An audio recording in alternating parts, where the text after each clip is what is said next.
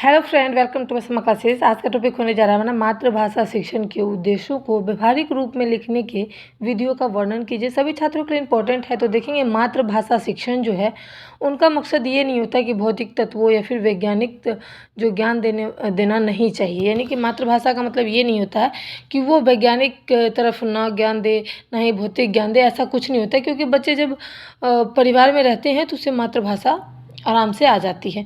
उसके बाद आता है मातृभाषा किसी व्यक्ति की सामाजिक और भाषाई पहचान होती है। यानी कि जो भी अगर एक लड़का कौन से क्षेत्र से है, कहाँ से है, तो उसे तब पता चलता है क्योंकि जब वो वहाँ पर अपनी मातृभाषा बोलता है, अपने समाज की भाषा बोलता है, तब पता चलता है ये कौन से क्षेत्र का है। उसके बाद आता है मातृभाषा शिक्षण से बच्चे को गृह भाषा का सम्मान होता है, उन्हें कहने सुनने की आज़ादी मिलती है। यानी कि मातृभाषा एक ऐसी शिक्षण है जो बच्चे को शुरू से ही मिलता है। जब बच्चा पैदा होता है तो कहाँ होता है मातृभाषा, यानी कि माता पिता के परिवार में ही होता है। तो तभी से उसका जो है गृह भाषा का सम्मान होने लगता है। वो उसमें अपने मातृभाषा में कहने सुनने लगते हैं और उसके लिए उन्हें कोई पाबंदी भी नहीं लगाई जाती है। उसके बाद आता है मातृभाषा शिक्षण से बच्चे को वैचारिक क्षमता अच्छी हो जाती है। यानी कि अगर हम बच्चे को शुरू से अगर हम हिंदी में बोल रहे हैं, अपने भाषा में बोल रहे हैं, तो बच्चे आराम से उस चीज़ों को सुनते हैं, समझते हैं, अपनी राय भी रखते हैं, अपना विचार भी मम्मी पापा से बोलते हैं। लेकिन अगर वही बच्चा स्कूल में गया तो उसकी मातृभाषा वहाँ नहीं मिलती है, तो वो उतनी अच्छी तरीके से अपना विचार प्रकट नहीं करता है, उसके लिए उसको टाइम लगता है। लेकिन मातृभाषा में ऐसा नहीं होता है। मातृभाषा शिक्षण से कक्षा में विभिन्न भाषाओं का इस्तेमाल करके सांस्कृतिक आदान प्रदान होता है। यानी कि मातृभाषा में ऐसा होता है कि उसके मातृभाषा को कक्षा में सुना जाता है। भाषा को इस्तेमाल करके सांस्कृतिक यानी कि फिर वहाँ पर जो हमारे सांस्कृतिक होती है, हमारे जो संस्कार हैं, उसके भाषाओं में भी आदान प्रदान होता है। उसके बाद आता है मातृभाषा शिक्षण में बच्चे को असीमता का निर्माण होता है। यानी कि बच्चों जो है वो मातृभाषा में कई सारी चीज़ें को सीख लेता है। उतना चीज़ तो हम अन्य भाषा में भी नहीं सीख पाते जितना वो मातृभाषा में सीख लेता है, मातृभाषा शिक्षण में। उसके बाद आता है मातृभाषा शिक्षण से बच्चे को सर्वगिन विकास होता है। यानी कि सर्वगुणी हर तरीके से बच्चे को विकास होता है, अपनी संस्कृति से भी जुड़ पाता है सिर्फ और सिर्फ मातृभाषा के कारण। मातृभाषा शिक्षण से बच्चे को अपनी मूल संस्कृति यानी कि हर जगह अपनी अपनी संस्कृति होती है, अपने अपने ज्ञान होते हैं और समाजों में जुड़ने के लिए अलग अलग से बोलचाल की भाषाएं होती है। तो मातृभाषा जो है वही एक ऐसा कार्य कर सकता है कि उनको अपनी परंपरा, संस्कृति और समाज की संस्कृति से जोड़ करके रखता है। मातृभाषा शिक्षण से बच्चे को सहजता से अपने विचार को आदान प्रदान करता है। यानी कि वो अपने जो पारिवारिक भाषा है उसमें बिल्कुल सहज रूप से अपने विचारों का आदान प्रदान भी करता है।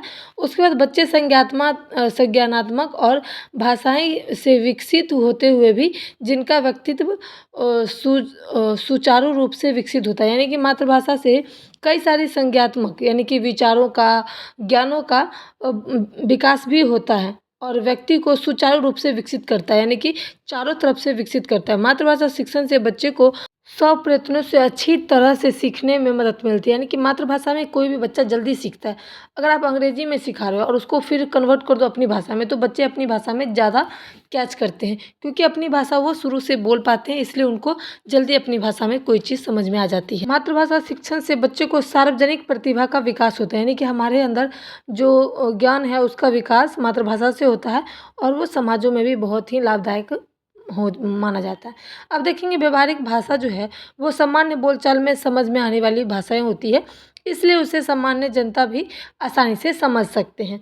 जो दैनिक जीवन में लोगों के बीच उपयोग आती है, यह भाषा को वाक्य के रूप में इस्तेमाल किया जाता है, स्पष्ट और सामान्य व्यवहार के लिए भी अपनाई जाती है। यानी कि कोई भी चीज़ को समझाने के लिए, सुनने समझने के लिए व्यवहारिक भाषा का प्रयोग जो है वो किया जाता है। अब देखेंगे व्यवहारिक भाषा के विविध रूपों का वर्णन जो है, तो विविध रूप जो है वो जैसे सामान्य परिचय देना हुआ किसी को, तो हम अपनी भाषा में भी दे सकते हैं।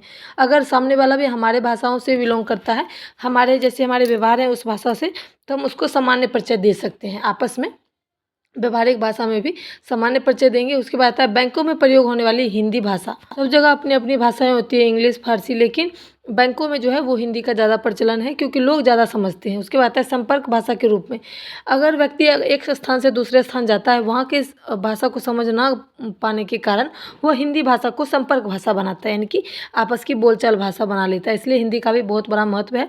जैसे कि हम कोलकाता देखेंगे, यहाँ कलकतिया लिखा है लेकिन रियल में कलकतिया ही होता है, लेकिन कोलकाता हिंदी, हैदराबादी हिंदी, ये सब जो है सबकी एक अलग अलग हिंदी होती है क्योंकि वहाँ पर अलग बोली जाती है, लेकिन हिंदी के माध्यम से हम संपर्क बनाते हैं। जैसा कि सभी जानते हैं, भारत एक बहुभाषी और बहुसांस्कृतिक देश है, यानी कि इसमें बहुत सारी भाषाएं होती है, बहुत सारी संस्कृति भी होती है, अनेक भाषाएं होती है, जिसके कारण संविधान में 8वीं अनुसूची में अधिक संख्याओं में भाषा जो है वो हिंदी का ही ज़्यादातर प्रचलन रहा है।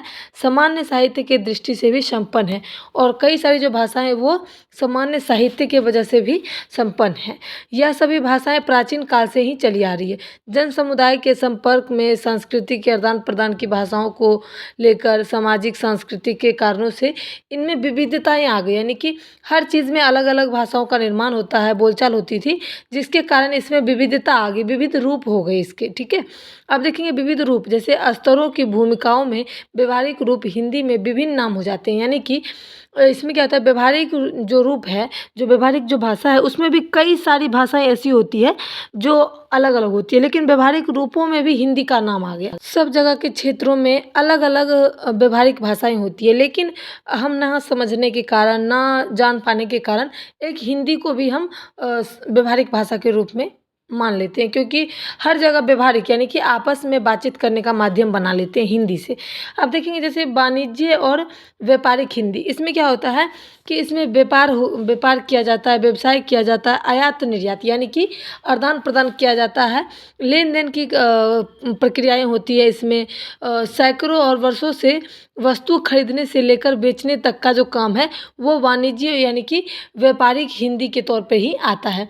व्यावहारिक हिंदी में आप देख सकते हो कि दुनिया में कोई भी चीज़ ऐसा नहीं है जिसे हम खरीद नहीं सकते हैं और बेच नहीं सकते हैं, सब चीज़ कर सकते हैं, लेकिन उसके लिए भी एक हिंदी बनाया गया, व्यवहारिक हिंदी, व्यावसायिक हिंदी।